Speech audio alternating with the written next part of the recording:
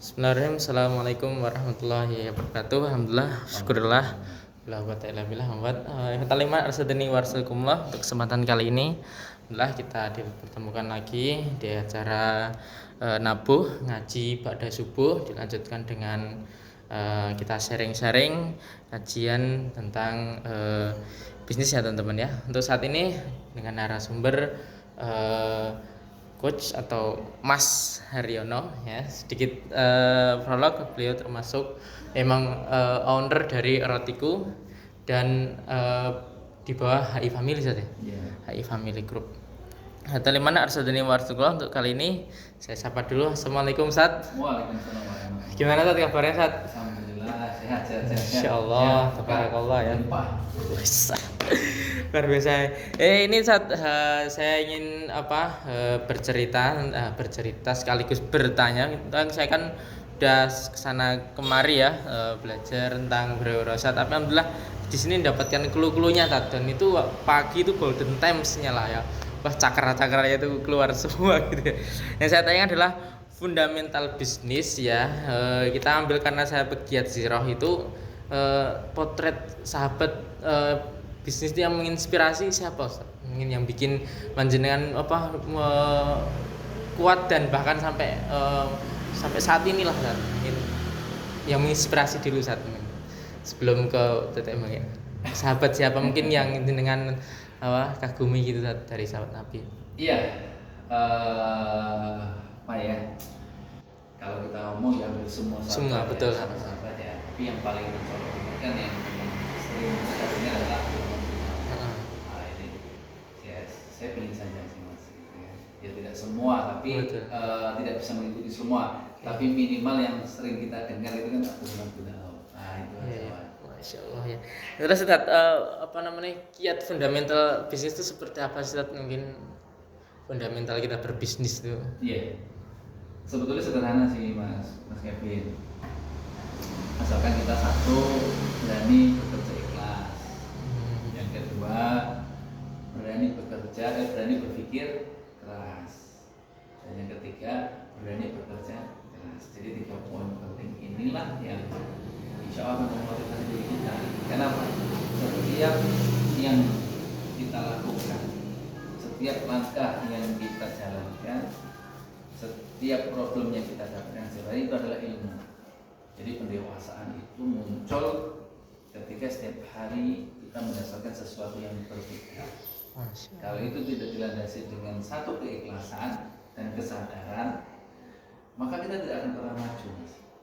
Kenapa tidak akan pernah maju? Karena tadi landasannya nggak ada. Tapi kalau landasannya satu, kita paham di setiap keadaan, setiap kejadian, setiap problem yang kita hadapi itu adalah ilmu. Bahwa kita sadar itu ilmu, maka kita akan senantiasa berusaha, bekerja, berjuang, dan bertumbuh.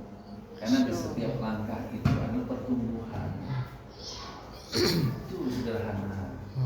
Yang sering saya temui itu mengapa anak muda itu gampang bosenan Ustaz. Nanti bekerja ini ganti ini. Itu seperti apa Ustaz? Ya, karena kembali lagi arah dan tujuannya kan nggak jelas. Padahal kalau arah dan tujuannya jelas seperti ini, seperti selayaknya hari ini kita itu sekolah, anak kecil di sekolah SD. Karena ada kelulusan nanti harus naik SMP, maka dia mau tidak mau dia tetap ada di sekolah itu. Karena dia tahu arah dan tujuannya kan jelas. Dari SD menuju SMP, dari SMP menuju SMA, SMA menuju kuliah baru kerja. Arah dan tujuannya jelas. Maka mau tidak mau dia walaupun berat, walaupun capek, dia tetap sekolah. Karena apa? Arah dan tujuannya ada. Yang jadi pertanyaan, kenapa anak-anak muda hari ini seperti itu? Karena tadi sudah kehilangan arah dan tujuannya. Masya Allah. Iya, ya biasanya kan kelas 6 semangat untuk menuju SMP, SMP semangat untuk mengejar SMA, SMA semangat biasanya untuk bekerja. Nah setelah itu biasanya mimpinya hilang. Ya, itulah yang membuat mereka bukan menjadi berjuang atau bertarung.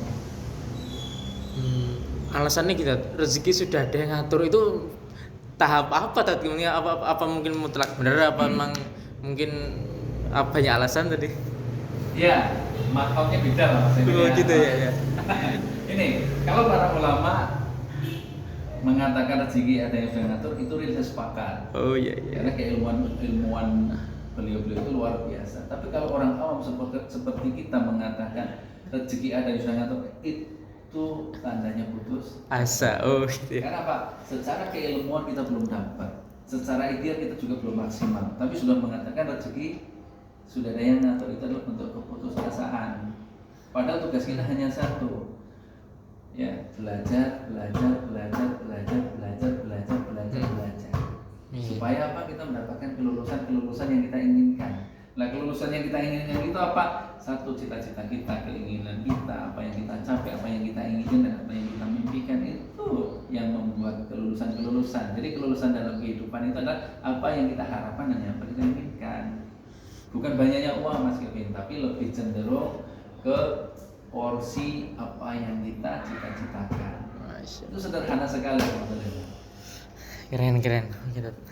Nah, terus kayak apa, kegagalan, menyikapi kegagalan, kadang-kadang kegagalan itu kadang mutung gitu ya, untuk biar survive lagi itu seperti apa kiat dari jenengan Ustaz?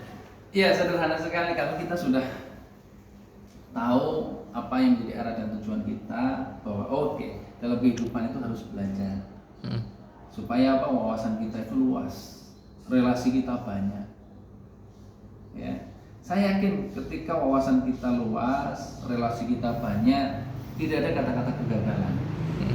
Tidak ada kata-kata kegagalan. Karena apa? Kita tahu solusinya. Mana yang kita tuju dan mana yang tidak kita tahu. Nah, kenapa anak-anak muda sekarang itu lebih cenderung putus asa? Karena wawasannya kecil, tapi pinginnya gede. Benar nggak? Yes. Padahal keinginan besar itu bisa dikecilkan dengan wawasan yang besar pula. Ya, jadi ibarat kita memiliki 100 solusi, masalahnya hanya 10 enteng. Nah, hari ini 100 masalah, solusinya 10. Keinginan anak muda itu pengen cepet sugih, tapi nggak ngerti, pengennya instan cepet. Nah, itu yang kadang membuat mereka putus asa. Oh iya. Akhirnya Mas, kenapa kok ngomong Mas? Iya, karena yang dituju nggak tercapai-capai. Dan rata-rata alasannya gini saat apa, harta tidak dibawa mati lah itu. Ini dia bisa nih, disikapi. Saya sebetulnya tidak bisa berani menjawab ya, tapi poin besarnya adalah satu. Kalau itu yang mengatakan para ulama, saya sepakat, saya setuju. Rezeki tidak dibawa mati. Karena keimanan beliau ilmu luar biasa. Tapi kalau kita wis ora duit, sholat yo kurang, amal ibadah kurang, nah terus piye?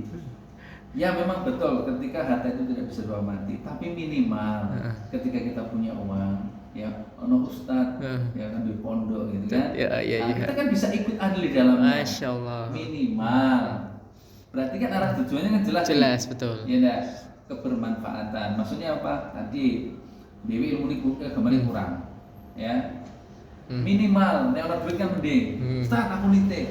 Iya. Kudelan sarungnya ustaz kan gitu. Iya. Biasa nek ditakoki kan aman gitu ya. Ono sing bilani minimal kan gitu. Ya enggak? Nah, ini berarti arah dan tujuannya ketika mencari ekonomi itu real. Ada. Ya kadang kan enggak sama boleh duit kan untuk foya-foya. Nah, ini kan yang jadi masalah, Mas. Ya enggak? Ya, kalau pemahamannya seperti itu ya pasti, Mas. Lemes, Mas. Rezeki nggak dibawa mati, iya benar, lemes Mas. Tapi kalau kita tahu ilmunya, kata siapa? Itu akan dibawa mati. Masya Allah. Ya, bahkan saya juga ada salah satu sahabat yang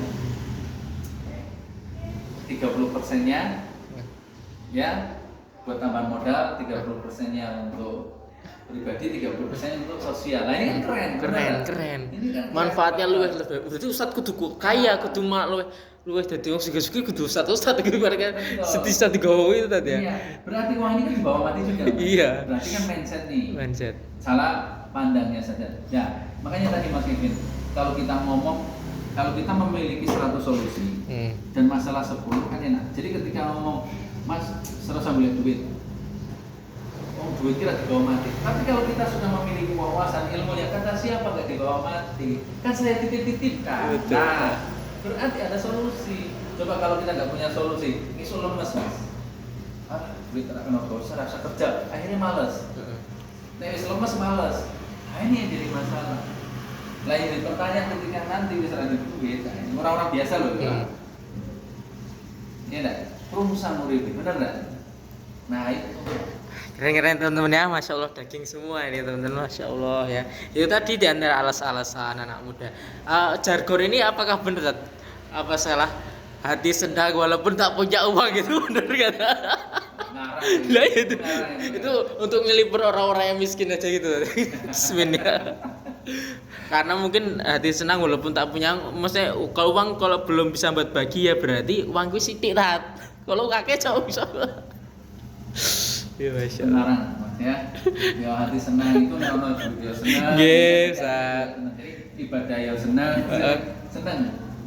Kalau kita bisa memilih yang lebih baik, kenapa harus memilih yang tidak baik? Betul, Ustaz, Benar ya. Yang kata-kata Mas, walaupun tidak punya uang hati saya senang. Kata siapa? Kata siapa? Dulu mau nonton boneka tuku motor ya. Jadi masalah enggak? Masalah pada Jadi masalah lagi karena apa ya tadi? Ya, syukur-syukur duitnya akeh, hatinya seneng. Nah, kan keren juga. Ono mau njaluk kasih ya, itu kan lebih keren. Pokoknya mindset ya, Mas. Kalau kita bisa memilih yang baik, kenapa harus memilih yang baik? betul. Mandiri finansial Mandiri berarti. finansial. Masya Allah ya. Teman-teman ya, jadi kata kalau Allah Taala ya, tagi fima atau kalau daru akhirah wala tansa nasibah kamilan. Karena kita urip nang donya ya butuh ilmu dunia tadi ya. Pokoknya selesaikan, hatamkan urusan dunia, betul. supaya kita tidak memikirkan dunia. Maksudnya apa? Gini Mas, contoh kecil. Hari ini kita disuruh berpikir perkalian matematika. 1 kali 1, 1. 5 kali 5, 25. 10 kali 5, 50. Ya, 50 kali 10, 500. Kita hafal. Siap. Supaya kita tidak menghafalkan. Karena apa? Karena kita sudah hafal, kita tidak memikirkan hal itu. Sepakat ya? Sepakat. Tapi coba seandainya anak kecil yang usianya 2-3 tahun atau 4 tahun ditanya soal perkalian, mereka pusing. Karena mereka masih proses menghafal. Hari ini dalam kehidupan kita juga sama, dalam ekonomi. Supaya kita tidak memikirkan ekonomi, maka harus menghafal ekonomi supaya hatam ekonomi. Supaya nanti kita tidak terjebak pada ekonomi. Ya hari ini orang yang tidak mau menghafalkan ekonomi, yang tidak mau menghatamkan ekonomi, endingnya masih memikirkan ekonomi. Ini malah pola pikirnya nanti harus dirubah. Karena tadi orang-orang yang sudah hafal ekonomi maka tidak akan memikirkan ekonomi. Orang-orang yang menghindari ekonomi itu akan diuji dengan ekonomi. Maka akan dipusingkan dengan ekonomi. Kita tidak menuhankan ekonomi tidak, tapi disuruh menghatamkan ekonomi. Supaya kita tidak memikirkan ekonomi. Nah, itu Mas, sederhana kan? Berarti investasi terbesarnya adalah ilmu saja. Ilmu. Hatam kan butuh ilmu, teman-teman. Ilmu. Karena gini, setiap hari apa yang kita lakukan itu ilmu semua. Proses, masalah itu juga ilmu, tantangan itu semua yang kita hadapi hari ini adalah ilmu. Itulah pendewasaan. Supaya apa? Kita hatam hari ini. Tapi yang menghindari itu justru nanti yang jadi masalah. Seandainya Mas Kevin itu tidak sekolah, problemnya di mana? Bodoh. Kebodohan. Nah, ketika kebodohan kalau ngitung itu susah. Susah. Tapi karena kita pernah sekolah, maka ilmu yang perkalian kita ngerti. Kan sebetulnya itu. Jadi ekonomi itu sebetulnya mudah. Ekonomi itu sangat mudah, asalkan kita mau belajar. Yang sering terjadi adalah menghindari pelajaran ekonomi itu, sehingga apa? Kita terjebak dalam ekonomi. Sehingga ngatakan ala rezeki sono sing ngatur. Nah itu jadi masalah juga. Wong kita belum berusaha, kita belum maksimal ikhtiarnya, kita belum melakukannya, jawabannya rezeki sono sing ngatur. Kalah karo Bunda siapa? Iya. Belajar. Iya lah gitu. Benar enggak? Ya, ini contoh kecil Mas Edi. Kita ceritakan sedikit ya. Agak menyerempet, saya bukan ustaz nih. Tapi ada sedikit inspirasi. Coba kalau kita melihat kisahnya Ibunda Siti Hajar. Bayangkan ditinggal Nabi Ibrahim. Ditinggal Nabi Ibrahim. Ya. Bayangkan seorang wanita ditinggali anak ya tanpa bekal. Anaknya kelaparan, kehausan. Ibunda Siti Hajar dengan luar biasa menginspirasi. Itu inspirasi saya, Mas. Merinding syarat. Ya, bayangkan di atas gunung padang pasir tanpa air, tanpa makanan. Ibunda Siti Hajar datang ke sana, satu bukit, sofa, marwah. Ada hasil? Gak ada hasil. Gak ada hasil. Tapi keimanan beliau luar biasa. Maksudnya apa? Mengedepankan ikhtiar keimanan dulu. Di dalam ikhtiar yakin bahwa Allah akan ngasih yang terbaik, tapi tetap langkahnya jelas. Sofa, Marwah. Sofa. Putus asa? Enggak putus asa. Rezeki ternyata di kaki Nabi Ismail. Nah ini kalau diterapkan dalam ekonomi, tugas kita hanya ikhtiar saja. Allah yang menentukan. Tapi sebelum kan itu Mas Kevin, pokoknya tugas kita pokoknya setiap hari belajar. Masalah sugi dan tidaknya Allah yang ngatur. Rezeki itu nggak jauh di depan mata kita. Benar nggak? Ekonomi itu nggak jauh. Asal kita mau belajar. Ini sa'i. Biarkan nanti titiknya Allah yang menentukan, itu bukan urusan kita. Nah itu baru mengatakan pasrah. Saya sudah ikhtiar ya Om. Sofa marwah 7 kali. Monggo lah terserah jenengan. Mau dikasih rezeki dari mana?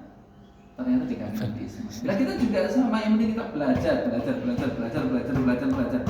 Masalah rezeki Allah yang ngatur. Nah ini baru keren gitu ya. Benar nggak? Betul, mantap. Maksimalkan iman di dalam ikhtiar. Maksimalkan iman dalam ikhtiar. Biasanya memaksimalkan iman saja.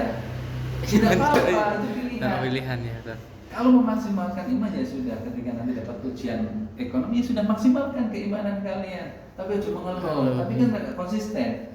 Sudah meniatkan memaksimalkan iman, tapi ngeluh karena manusia mana ya? Nah ini jadi masalah. Nah kalau para ulama jelas keilmuannya dapat. Maksudnya apa?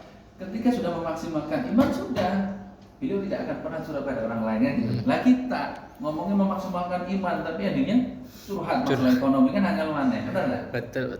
Itu Mas, jadi pokoknya pesan-pesan saya dari teman-teman adalah satu, yuk maksimalkan iman kita di dalam ikhtiar. Tugas kita pokoknya itu saja. Masalah nanti dapatnya dari mana, alam, ya itu Allah yang ngatur, bukan kita. Nah itu maksudnya. Keren. Ya, gitu ya teman-teman ya. Tadi ngobrol santai ini ternyata masya Allah mengalir, tapi penuh dengan makna insya Allah ya.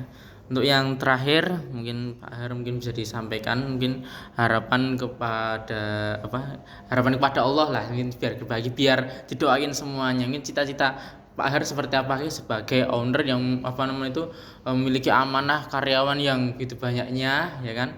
Harapannya seperti apa Pak Har, mungkin bisa didoain teman-teman. Ya, harapannya sederhana Mas. Saya selalu berdoa minta yang terbaik saja. Ya Allah, minta yang terbaik dalam kehidupan ini. Tambahkan ilmu yang bermanfaat. Amin. Ya, supaya apa tadi? Ya, apa yang kita harapkan dalam kehidupan ini menjadi rasa syukur. Karena kami tahu bahwa kunci sukses itu sederhana. Bukan pada ikhtiar kita. Ya, bukan pada ekonomi. Kunci sukses itu sederhana, hanya bahagia. Dan itu ketika kita mendapatkan yang terbaik, ya, dan kita ingin memberikan yang terbaik dan Allah ngasih yang terbaik, itu sudah masya Allah luar biasa sekali. Ya, itu sudah mencakup semua Mas. Allah kasih ekonomi yang terbaik, kasih kehidupan yang terbaik, itu masya Allah luar biasa sekali. Ya, doanya ya Allah minta yang terbaik dan tambahkan ilmu yang terbaik. Kenapa? Dengan bertambahnya ilmu kita akan bahagia Mas. Itu real Mas. Itulah kunci sukses.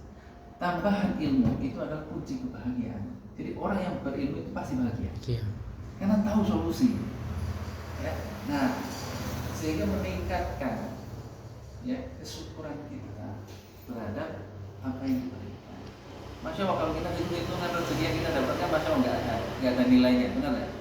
Itu Allah masih masya Allah biasa sekali. Jadi teman-teman, pesan saya adalah tadi ya, tingkatkan keilmuan supaya apa kita bahagia. Karena itu adalah gudangnya solusi. Walai bil ilm teman-teman ya.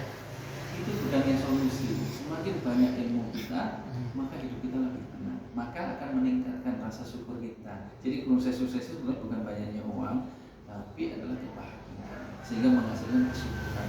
Itu akan berkaitan. Setelah syukur, masya Allah, semuanya ringan semua. Nah, itu harapan dan doa kami, karena ini adalah wasilah Mas Kevin. Kami di perusahaan itu juga wasilah, semuanya wasilah. Ya, kalau kita nggak bahagia kan percuma.